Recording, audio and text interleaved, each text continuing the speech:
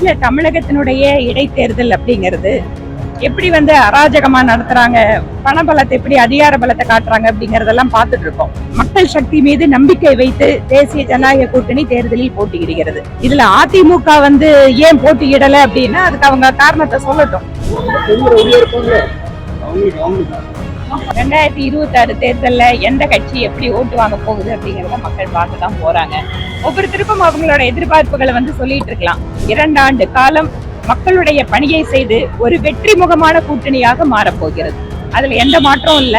இந்த தேர்தலில் நாங்கள் தைரியமாக போட்டியிடுகிறோம் அப்படிங்கறதா விஷயம். மக்களுடன் நாங்கள் இருக்கிறோம் அப்படிங்கறதா எங்க தகவல். விக்கிரவாண்டி இடைத்தேர்தல் பார்க்கத்தானே போறீங்க, எப்படி இருக்குன்னு பாப்போம். நம்ம எல்லாரும் சேர்ந்து பார்ப்போம்.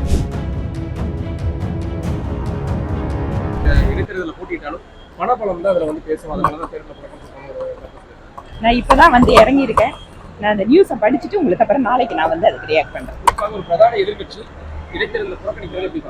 இல்ல தமிழகத்தினுடைய இடைத்தேர்தல் அப்படிங்கிறது எப்படி அராஜகமா நடத்துறாங்க, பணபலத்தை எப்படி அதிகார பலத்தை காட்டுறாங்க அப்படிங்கறதெல்லாம் பார்த்துட்டு இருக்கோம். ஆனா இதையும் மீறி மக்கள் சக்தி மீது நம்பிக்கை வைத்து தேசிய ஜனநாயக கூட்டணி தேர்தலில் போட்டியிடுகிறது. அதனால இதுல அதிமுக ஏன் போட்டியிடல அப்படின்னா அதுக்கு அவங்க காரணத்தை சொல்லட்டும், பார்ப்போம்.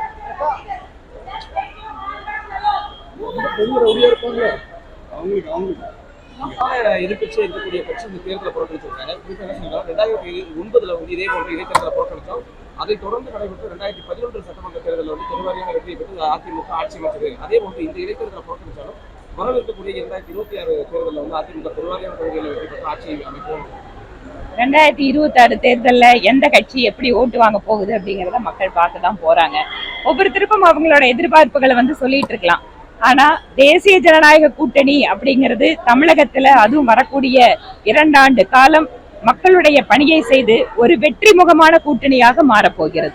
அதுல எந்த மாற்றமும் இல்ல. இப்ப விக்கிரவாண்டி இடைத்தேர்தலில் கூட தேசிய ஜனநாயக கூட்டணி எங்களோட கூட்டணி கட்சியினுடைய வேட்பாளர் நிக்கிறதுக்காக நாங்க ஆதரவு கொடுக்க போறோம். தேர்தல்ல கடுமையா பணியாற்ற போறோம். மக்கள் மக்களை தேர்தல் அப்படிங்கிறது என்ன, ஒவ்வொரு அரசுக்கும் ஒவ்வொரு கட்சிக்கும் எப்படி மக்கள் மதிப்பீடு குடிக்கிறாங்க அப்படிங்கறத பார்த்துட்டு தான். ஆனாலும் இந்த தேர்தலில் நாங்கள் தைரியமாக போட்டியிடுகிறோம் அப்படிங்கறதா விஷயம். மக்களுடன் நாங்கள் இருக்கிறோம் அப்படிங்கறதா எங்க தகவல். இந்த தேர்தல் விக்கிரவாண்டி இடைத்தேர்தல் பார்க்கத்தானே போறீங்க, எப்படி இருக்குன்னு பாப்போம். நம்ம எல்லாரும் சேர்ந்து பாப்போம்.